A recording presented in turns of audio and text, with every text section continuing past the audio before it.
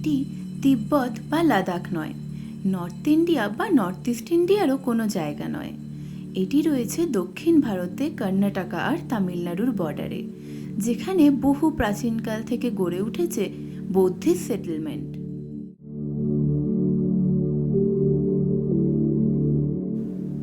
লুকিয়ে রয়েছে 20টিরও বেশি গ্রাম, আর তাদের চেনার উপায় ইংলিশ অ্যালফাবেট দিয়ে, যেরকম M village, N village, H village, এরকমই আরও কত কি। আজকে আমাদের যাত্রা শুরু ওই ভোর 6:45 নাগাদ ব্যাঙ্গালোর থেকে। আমাকে তো অনেকেই চিনে গেছেন, কিন্তু আমার চ্যানেলে যারা নতুন তাদের জন্য আরেকবার আমি নিজেকে পরিচয় করিয়ে দিই।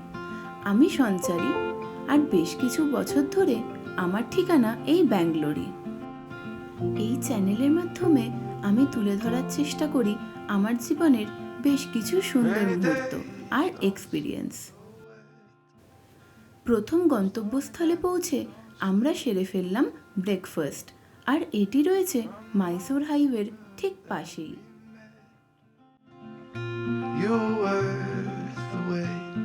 ব্রেকফাস্ট শেষ করে আমরা বেরিয়ে পড়লাম আমাদের ডেস্টিনেশনের উদ্দেশ্যে, অসাধারণ কিছু প্রাকৃতিক সৌন্দর্যের মাঝখান দিয়ে।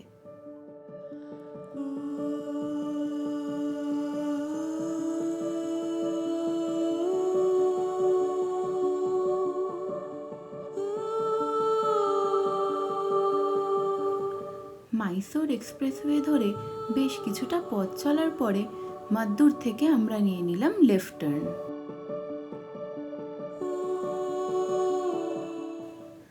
অনেকটা ভালো রাস্তা ধরে চলার পরে এবারে পালা অফরোডিংয়ের। এখান থেকে আমাদের গন্তব্য পর্যন্ত বেশিরভাগ রাস্তাটি প্রায় এরম ভাঙাচোরা।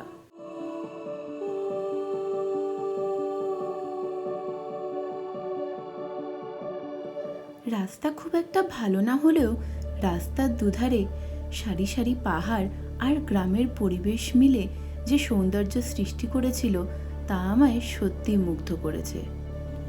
আমরা পৌঁছেই গেলাম আমাদের আজকের ডেস্টিনেশনে, ধনলিং টিবেটান সেটেলমেন্ট, যা কর্ণাটকার কোল্লেগাল ডিস্ট্রিক্টের মধ্যে পড়ে। 1974 সালে ইন্ডিয়ান গভর্নমেন্ট আর কর্ণাটকা গভর্নমেন্টের যৌথ প্রচেষ্টায় গড়ে উঠেছিল এই বুদ্ধিস্ট রিফিউজি ক্যাম্প বা টিবেটান সেটেলমেন্ট।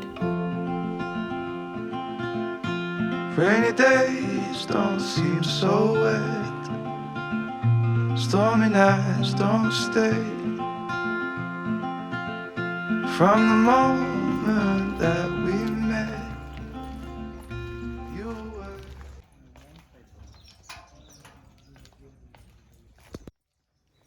প্রায় 3121 একর জায়গা নিয়ে গড়ে উঠেছে এই টিবেটান সেটেলমেন্ট। আশেপাশে রয়েছে 5টি মনেস্ট্রি, তারই মধ্যে একটিতে এখন আমরা চলে এলাম।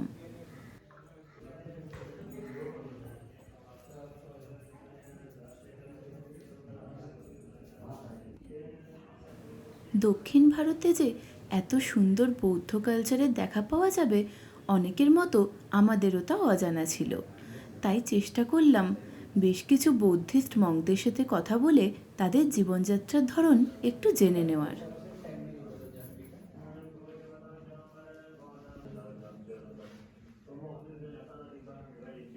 এবার আমরা চলে এলাম আরেকটি মনেস্ট্রিতে, আর দেখুন এই প্রেয়ার হুইলগুলোকে দেখলেই আমাদের দার্জিলিং বা সিকিমের জায়গাগুলোর কথা মনে পড়ে যায় না?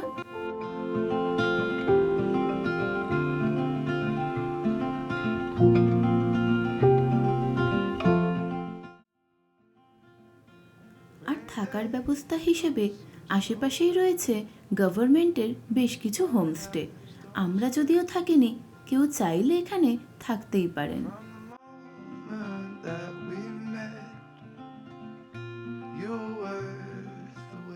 এবার চলে এলাম এই টিবেটান সেটেলমেন্টের সবথেকে প্রধান আর প্রাচীন মনেস্ট্রি জচেন মনেস্ট্রিতে।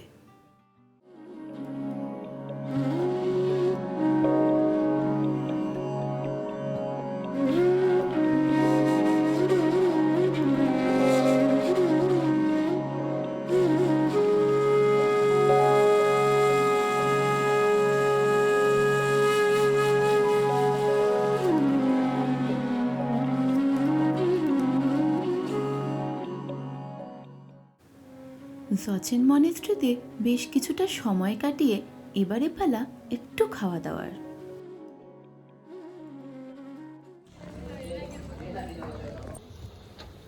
এই রেস্টুরেন্টটিতে সেদিন প্রচুর ভিড় থাকায় আমরা এখানে খাবার খাইনি, চলে গেছিলাম অথেন্টিক টিবেটান খাবারের খোঁজে খুব সাধারণ একটি রেস্টুরেন্টে।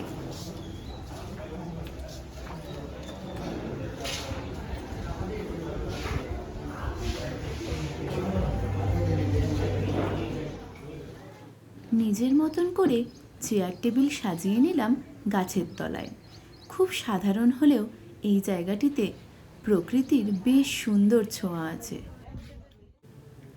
খাবারের দাম ছিল বেশ রিজনেবল, তবে খুব বেশি অপশন ছিল না।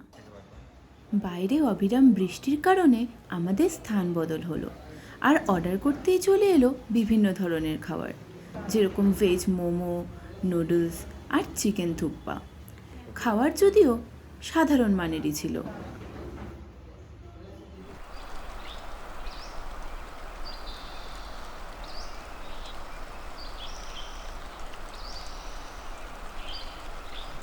বৃষ্টি থামেনি এখনো, আর পাহাড়ের কোলে জমেছে ঘন মেঘ।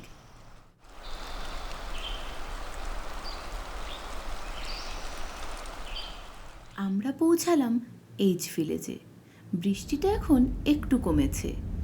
অজানা পথ ধরে আমরা চলেছি এই গ্রামটিকে ঘুরে দেখতে, যার সৌন্দর্য এক কথায় বর্ণনাহীন।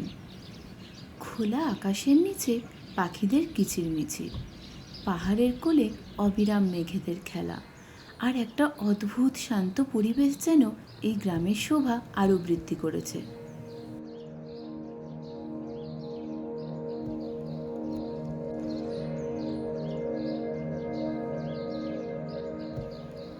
এই গ্রামের পেছনেই রয়েছে ঘন একটি জঙ্গল, যেখানে মাঝে মাঝে হাতি বা অন্য বন্য জীবজন্তু দেখা পাওয়া স্থানীয়দের কাছে অবাক করা কিছু নয়।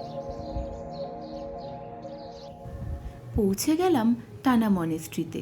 দেখুন, সারি দিয়ে রয়েছে প্রেয়ার ফ্ল্যাগ, আর এখানে 5টি মনেস্ট্রির মধ্যে এটি একমাত্র মনেস্ট্রি যেখানে বাচ্চাদের শিক্ষালাভের ব্যবস্থা সম্পূর্ণভাবে ফ্রি।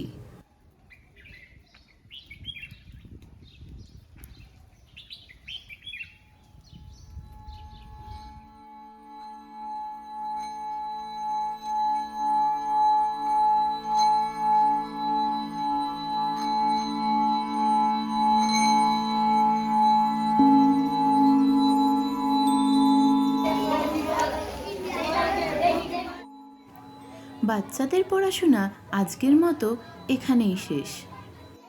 अच्छा लग रहा है सभी इधर एक साथ रहते हो। सब friends.